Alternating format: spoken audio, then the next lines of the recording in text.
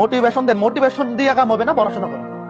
যদি আগামী এক বছর পরে তোমাকে একটা ভালো জায়গায় দেখতে চাও, এক বছর তো নাই আসলে, আজকে তুমি যেখানে আসছো, এক বছর পরে তোমাকে কোথায় দেখতে চাও সেটা চিন্তা করো, সেইটাকে ফোকাস করে পড়াশোনা করো। তোমার যদি নিজের ভালো করার ইচ্ছা থাকে তাইলে মোটিভেশন নিজের ভিতর থেকে আসবে। তুমি নিজেকে জাস্ট চোখ বন্ধ করে চিন্তা করো যে আগামী এক বছর পর তুমি তোমাকে কোথায় দেখতে চাও। যদি বুয়েটে দেখতে চাও তাহলে প্রচুর পরিশ্রম করতে হবে, কারণ বাংলাদেশে মিনিমাম 8 থেকে 10,000 স্টুডেন্ট, মিনিমাম 10,000 স্টুডেন্ট ডেডিকেটেডলি বুয়েটে চান্স পাওয়ার জন্য পড়াশোনা করে। ওখান থেকে চান্স পাবে 1305 জন, 1305টা সিট। ওয়েটিং থেকে 1400 পর্যন্ত টানে। তো 10,000 মানুষ একটা লক্ষ্যে প্রিপারেশন নিচ্ছে, পরিশ্রম করতেছে।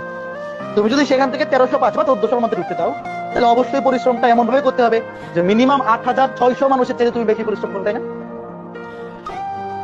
আমি তো একটা জিনিস সবসময় মনে রাখবা, যে সৃষ্টিকর্তা কখনোই যে পরিশ্রম কম করছে তাকে যে পরিশ্রম বেশি করছে তার চেয়ে বেশি দিবেন এতটুকু। যেহেতু উনি মানে উনি তো সবার জন্য কি বলে সমান, কারোর জন্য তো পক্ষপাতী করে না।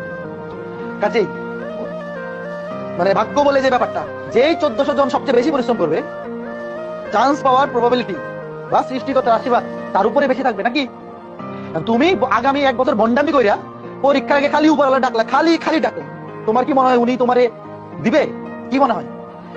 সৃষ্টিকর্তার কাছে চাওয়ার আগে চাওয়ার রিজন তৈরি করো, যে আমি উপরওয়ালার কাছে চাইবো আমাকে বুয়েটটা দেন। ওইটা গ্র্যান্টেড হওয়ার মতো প্রিপারেশন বা কষ্ট বা পরিশ্রম যাতে থাকে, তাহলে তুমি শক্তি নিয়ে চাইতে পারবা। নিজের মনের মধ্যে চাওয়ার একটা, আমার এই জোরটা ছিল যে আমি চাইছি, কারণ আমি লাস্টে জানি যে আমি যে পরিশ্রমটা করছি এর চেয়ে বেশি করা সম্ভব না, সর্বোচ্চটাই করছি। তাহলে এখন আমি চাইলে অন্তত আশা করা যায় যে যেহেতু সর্বোচ্চটা দিয়ে করছি চেষ্টা, কোনো কমতি রাখি নাই, তাইলে হয়তো বা দিতে পারে। তো তোমরাও ওই লেভেলের পরিশ্রম করো যাতে উপরওয়ালার কাছে চাইতে পারো, এবং চাওয়ার ক্ষেত্রেও তোমার নিজের একটা কনফিডেন্স থাকে যে না আমি তো আসলেই পরিশ্রম করছি, তাহলে চাইলে দিতে পারে। তো ঠিক আছে, সবাই ভালো থাকো, সুস্থ থাকো, প্রচুর পড়াশোনা করতে হবে। সব কথা শেষ কথা, আগামী এক বছর যদি বুয়েটে চান্স পাইতে চাও প্রচুর পড়তে হবে। বুয়েট কুয়েট রুয়েট চুয়েট এই জায়গাগুলোতে চান্স পাইতে হইলে তোমাকে ওই লেভেলের ডেডিকেশন, ওই লেভেলে হার্ডওয়ার্ক করতে হবে। ধুমধাম পরীক্ষা দিয়ে কেউ বুয়েটে চান্স পাওয়া যায় না, ধুমধাম পরীক্ষা দিয়ে কেউ সিকিউরিটি চান্স পাওয়া যায় না।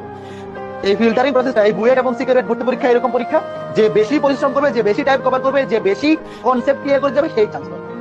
ধুমধাম একটা পরীক্ষা দেওয়া হয়ে গেল, এইরকম পরীক্ষা ইজি হবে। তো ঠিক আছে, সবাই ভালো থাকো, সুস্থ থাকো।